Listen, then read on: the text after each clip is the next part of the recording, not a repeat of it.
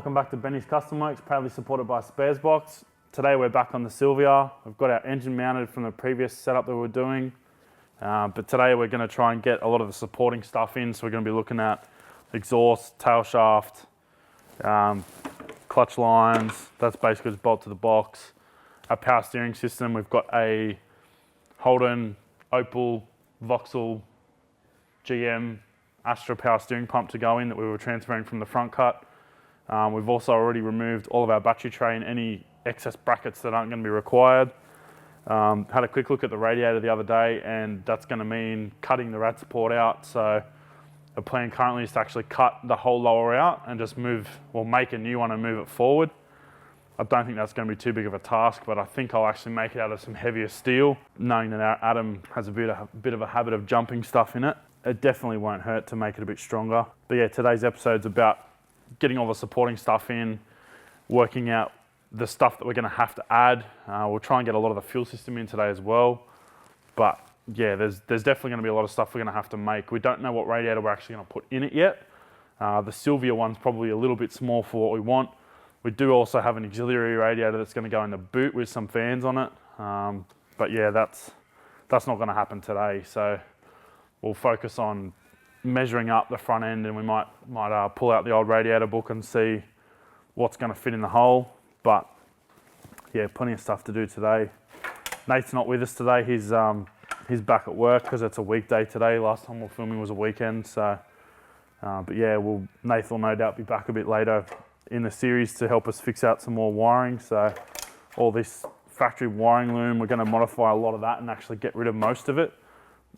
We do need to get a Haltech fuse box to run things like fans, fuel pumps, all that sort of stuff to just simplify the wiring.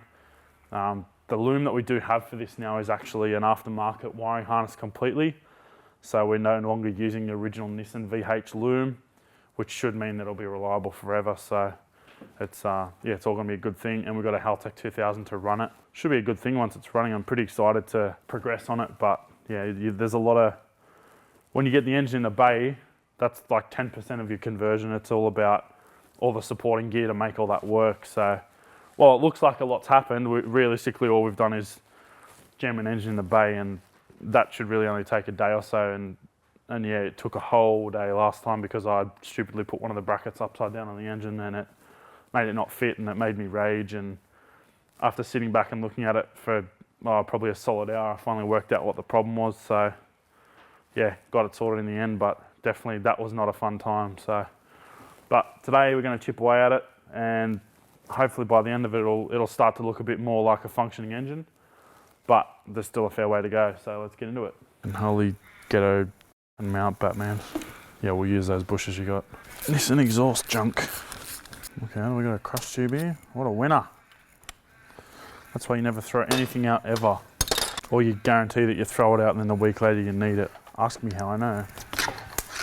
You can throw exhaust rubbers out though. No one wants that. Shorten that up a little bit and be laughing. Nailed it.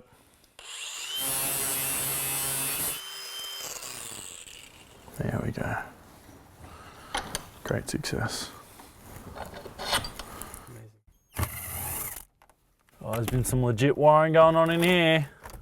That's what you do with your grounds. You just twist them around a bolt that's on rubber. So good. That's my favourite.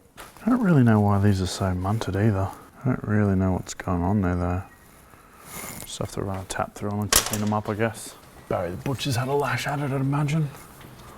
There we go.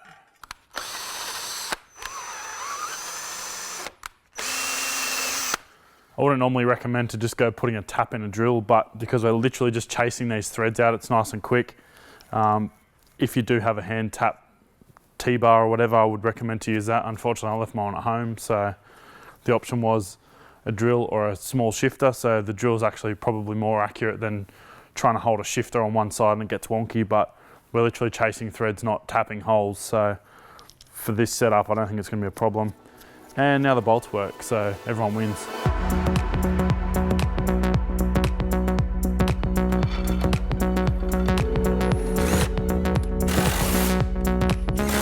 Busted the old cat out.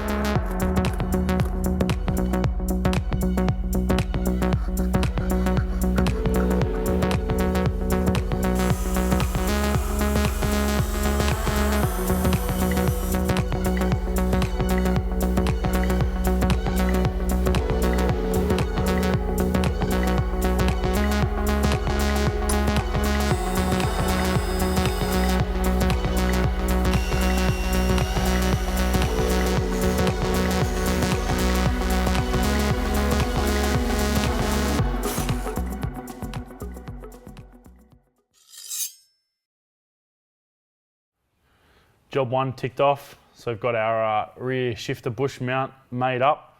So it's actually some S13 Sylvia sway bar bushes or link bushes. And I've just pilfered a crush tube out of Adam's Chima exhaust bracket, and we've just pressed it into a bit of aluminium. So the way I've done it is I've oversized the hole in the bracket so that there's a bit of movement, but it also clamps down on these bushes. If I can put it back on, which I probably can't now. Anyway, we'll put that back on the vise.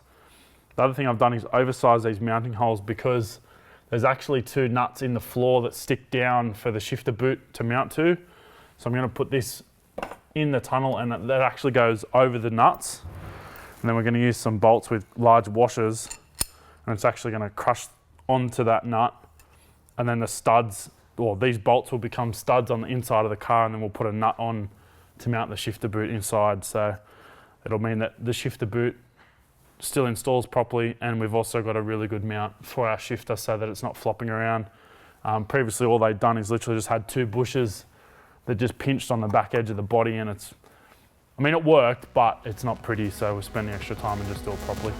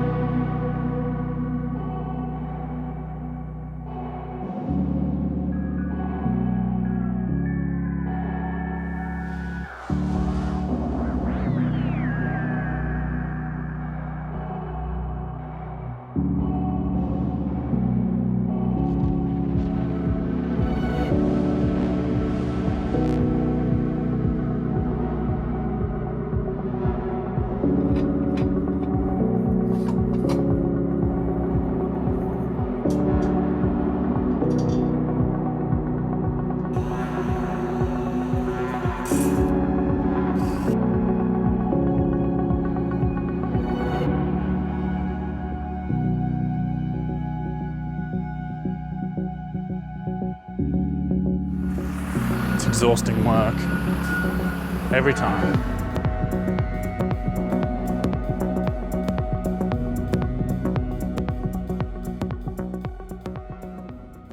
Now we're going to start putting our front end back together. We're going to put our control arms in. We're going to put our caster rods in. We've got to put our caster rod brackets in, which from the donor car are actually braced and welded together, so they'll be stronger than the ones that were on it. Once that's done, we're not going to bolt it up here because we're actually cutting this whole radiator support out. So we're going to chop that up, then we're going to move it forward so that these will actually be hovering mid-air, and we'll put some tabs off the new radiator support back to where the original caster rod brackets would have been. I'm not too fussed about where they end up because, like I said, the 2 that were from the donor car are actually welded together and braced, so there's really no way for this position to move when we're making brackets to it, so that'll be fine. Also, this thing's been hit so many times, there's no guarantee that that's actually spot on anyway, so we'll keep cracking on. I might throw the starter motor in it quickly while I remember because it's tucked up out of the way, so we'll do that while it's up on the hoist before we bring it back down. And yeah, get it all back together, and hopefully by the end of today, it'll be rolling.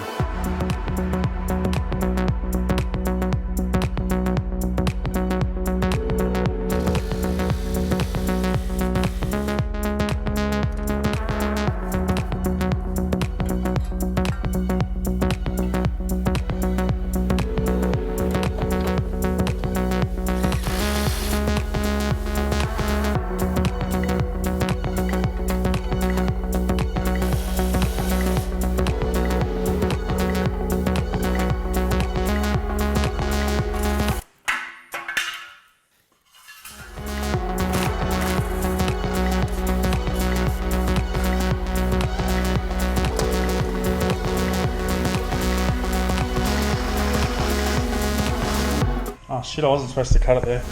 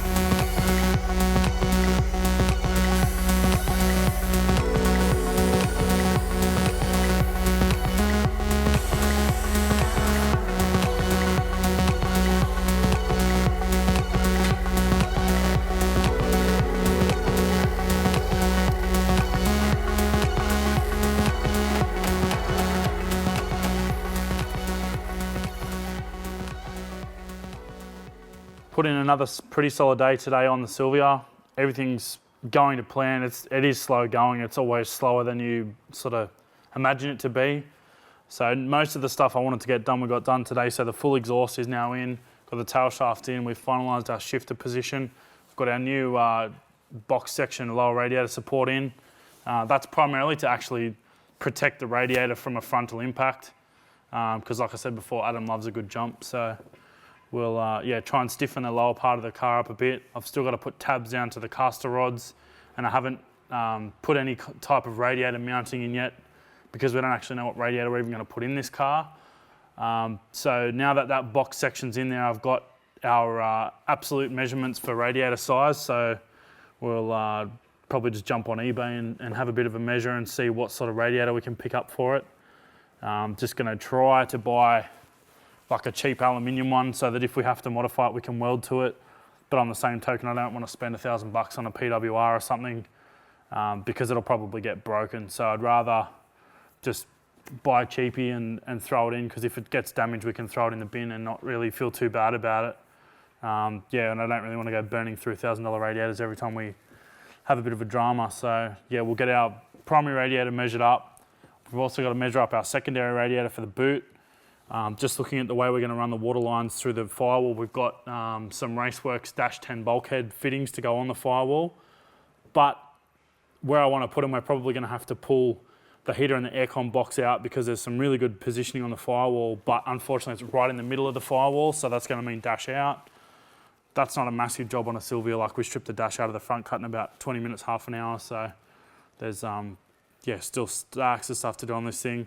At the same time we're running our secondary radiator lines, we'll also run our fuel system lines. So we're going to do that whole front to back's going to be done in aluminium hard line. We're going to run them in the cabin. I'm going to run them on the passenger side, and in the passenger footwell area, we're just going to shield them with some sheet metal. Just they shouldn't be damaged anyway, but just to keep them out of the way of passengers' feet, we'll sheet over them to protect them. But all in all, I'm pretty happy with where we're at. So we're pretty much going to pack it up for today. We've got plenty of things to order now. We've also ordered some caster rods because the factory ones, the rubber bushes, while they look okay, they're quite soft. So effectively, every time you brake or accelerate, those bushes are going to compress or expand. So it's going to change your steering geometry. And on a track car, that's not what you want. On a street car, you'd probably get away with it. But yeah, this isn't going to love that. So there's plenty of things to order, and we're kind of a little bit of a standstill until we get some of those parts. So we'll get on to ordering, and then hopefully next time we'll push it off the hoist, and then that'll mean we can get under the dash, hook up our clutch master cylinder. So yeah, there's still tons of fiddly little things. Nathan's nearly finished with the loom as well, so we'll hopefully have a loom to put in this next episode. So there's going to be stacks more stuff to do on it. But yeah, we're pretty happy with how it's all going. So I think we'll pack it up. Thanks for watching, guys, and we'll see you next time.